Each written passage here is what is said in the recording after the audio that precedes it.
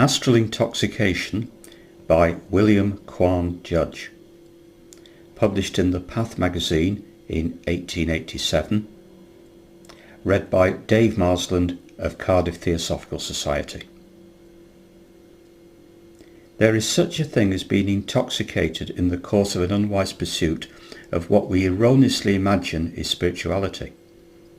In the Christian Bible, it is very wisely directed to prove all and to hold only to that which is good. This advice is just as important to the student of occultism who thinks that he has separated himself from those inferior people engaged either in following a dogma or in tipping tables for messages from deceased relatives or enemies, as it is to spiritists who believe in the Summerland and returning spirits. The placid surface of the sea of spirit is the only mirror in which can be caught undisturbed the reflections of spiritual things.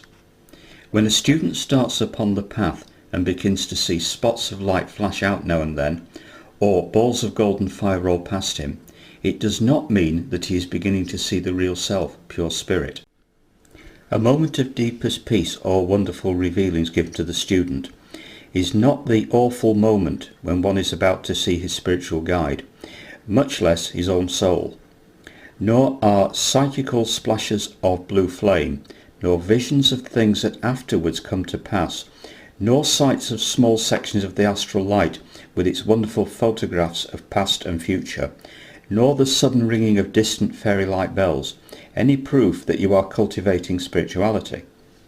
These things, and still more curious things, will occur when you have passed a little distance on the way, but that they are only the mere outposts of a new land, which is itself wholly material, and only one remove from the plane of gross physical consciousness. The liability to be carried off and intoxicated by these phenomena is to be guarded against. We should watch, note and discriminate in all these cases. Place them down for future reference, to be related to some law, or for comparison with other circumstances of a like sort. The power that nature has of deluding us is endless, and if we stop at these matters, she will let us go no further. It is not that any person or power in nature has declared that if we do so, and so we must stop, but when one is carried off by what Boehme calls God's wonders, the result is an intoxication that produces confusion of the intellect.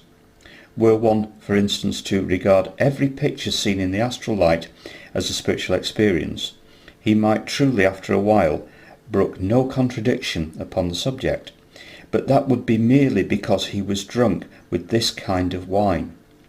While he proceeded with his indulgence and neglected his true progress, which is always dependent upon his purity of motive and conquest of his known or ascertainable defects, nature went on accumulating the store of illusionary appearances with which he satiated himself.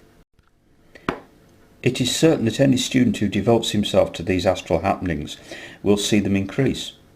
But were our whole life devoted to and rewarded by an enormous succession of phenomena, it is also equally certain that the casting off of the body would be the end of all that sort of experience, without our having added really anything to our stock of true knowledge. The astral plane, which is the same as that of our psychic senses, is as full of strange sights and sounds as an untrodden South American forest, and has to be well understood before the student can stay there for long without danger. While we can overcome the dangers of a forest by the use of human inventions, whose entire object is the physical destruction of the noxious things encountered there, we have no such aids when treading the astral labyrinth.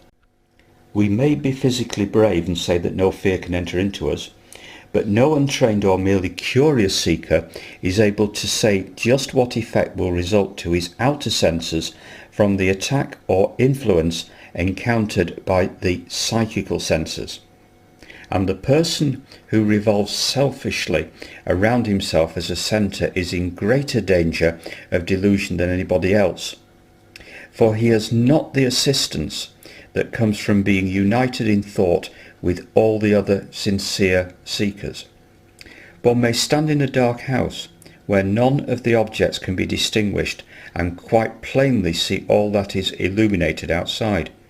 In the same way, we can see from out of the blackness of our own house, our hearts, the objects now and then illuminated outside by the astral light, but we gain nothing. We must first dispel the inner darkness before trying to see into the darkness without. We must know ourselves before knowing things extraneous to ourselves. This is not the road that seems easiest to students. Most of them find it far pleasanter and, as they think, faster work to look on all these outside allurements and to cultivate all psychic senses to the exclusion of real spiritual work. The true road is plain and easy to find. It is so easy that very many would-be students miss it because they cannot believe it to be so simple. The way lies through the heart. Ask there and wonder not. Knock loud, nor hesitate, because at first the sounds reverberating seem to mock thee.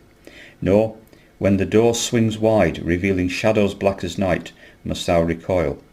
Within, the Master's messengers have waited patiently. That Master is thyself.